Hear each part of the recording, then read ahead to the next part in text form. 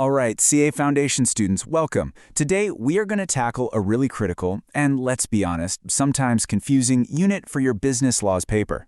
We're talking about the transfer of ownership from the Sale of Goods Act 1930. Nailing this is absolutely key for scoring big on those case studies. So let's just dive right in. Okay, let's kick things off with a classic exam problem, one that trips up so many students. Picture this. You go to a store, you pick out a specific TV, you pay for it, but before you can get it delivered, there's an accident in the storeroom and it's completely destroyed. So who's on the hook for that loss? Is it the seller or is it you? Well, the answer hinges entirely on one core principle that we are about to master today. So here's the game plan for today. We're going to start with the golden rule that answers our TV question. Then we'll get into the nitty-gritty of when ownership actually passes. This is super important. After that, we'll look at a major legal twist called the Nemo-DAT rule, and more importantly, the exam-winning exceptions to that rule. And finally, we'll wrap it all up with the practical rules of delivery. Okay, let's get straight into it. This is, without a doubt, the single most important rule in this entire unit. If you only remember one thing from this entire explainer, please let it be this. And here it is, straight from Section 26 of the Act. Risk prima facie passes with property. Now, I know that sounds a bit formal, but what does it actually mean? It's simple. This is our golden rule. It means whoever legally owns the goods is the one who bears the risk of loss. It doesn't matter who is physically holding them. So, for our broken TV, the person who has to bear that cost is whoever owned it at the exact moment it got smashed. Now, this is a distinction you absolutely have to understand for your case studies. In the Sale of Goods Act, property means legal ownership. Think of it as who holds the title deed. Possession, on the other hand, is just about who has physical custody, who's holding the keys.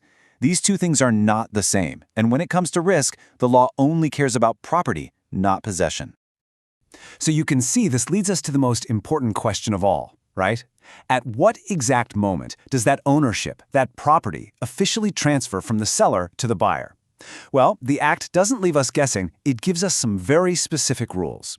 Let's break them down. First things first, you have to ask one simple question. Are the goods specific or unascertained? It's a crucial difference. Specific goods are the ones you've pointed to and agreed upon right from the start. Like, I want that specific TV on display. Unascertained goods, on the other hand, come from a larger pile, like ordering 100 bags of a certain type of rice from a warehouse that has thousands of bags.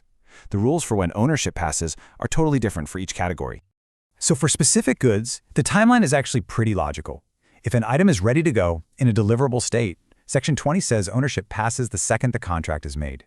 Doesn't matter if payment or delivery happens later. But, and this is key, if the seller has to do something to it first, say install an operating system on a laptop, like in Section 21, ownership waits. It only passes after that task is done and you, the buyer, have been told about it. It's all about the state of the goods. Section 24. Pay close attention here because this is a huge favorite for examiners. When goods are sent on approval or sale or return, ownership passes when the buyer says, "Yep, I'll take it." But here's the kicker. It also passes if the buyer does something with the goods that only an owner would do, like selling them to someone else or using them as security for a loan. The moment they do that, the law says, you've just adopted the transaction. Ownership transfers right then and there. Okay, so we figured out when ownership passes from a seller who actually owns the stuff. But what if the person selling you the goods wasn't the real owner in the first place? This is where things get really interesting, and we run into a famous, very important legal rule. This is the fundamental rule of title, and it's captured in this fantastic Latin phrase, Nemo-DAT quo non habet. Now, dropping the Latin in your exam is a great way to impress, but the meaning is really simple. Section 27 basically translates it for us. No one can give what he has not got. So if a thief steals a phone and sells it to you, you don't get good title. Why?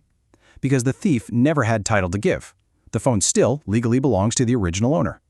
The general rule is there to protect the true owner. But, of course, the law is never quite that simple, is it? It also has to protect innocent people who buy things in good faith, not knowing anything is wrong. And to do that, the Act provides some absolutely critical exceptions to the Nemo-DAT rule. Honestly, knowing these exceptions is how you turn a good answer into a great one. This is where the marks are. Think of this slide right here as your exam day checklist. If you get a case study where a non-owner sells goods, this list needs to pop into your head. You need to ask yourself, does this situation fit into one of these special exceptions? Because if it does, the innocent buyer might actually get to keep the goods after all. For your exam, let's just zoom in on two of the most commonly tested exceptions from that list. First, the mercantile agent. Think of a car dealer. If the owner gives them the car with permission to sell it, and they sell it in the normal course of business, the buyer gets a perfect title. Second, a joint owner. Let's say 3 people co-own a laptop. If one of them has it with the other's permission and sells it to an innocent buyer, that buyer gets good title. So, we've covered property transfer, that's ownership, and we've covered title. We've done the heavy lifting. To round out our understanding of how a contract of sale is performed, let's quickly go over the final step, the rules around delivery.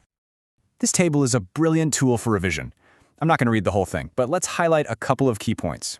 First, the default rule is that you, the buyer, have to ask for delivery. The seller isn't obligated to just send the goods. Also, look at wrong quantity. If the seller sends too much or too little, you have options. You can reject the entire delivery, or you can just accept the part you ordered and send the rest back. All right, let's bring all of this together. How do you take what we've just discussed and use it to absolutely ace your exam questions on this unit? Let's quickly summarize the game plan. Here it is, the bottom line. When you get a case study about lost or damaged goods, your first, your second, and your third question should always be this. At the moment of the loss, who is the legal owner? Forget about who is physically holding the goods. That's a distraction. Use the rules from sections 20 to 24 to pinpoint that exact moment of transfer. Whoever was the owner at that moment bears the risk. Simple as that. So, with these rules, you are now totally equipped to take apart any problem on the transfer of ownership. You can tell the difference between property and possession, and you know the special cases where title can pass from someone who wasn't even the owner. The key now, it's all about practice. Go dig up those past papers and apply this framework. You've totally got this. Good luck.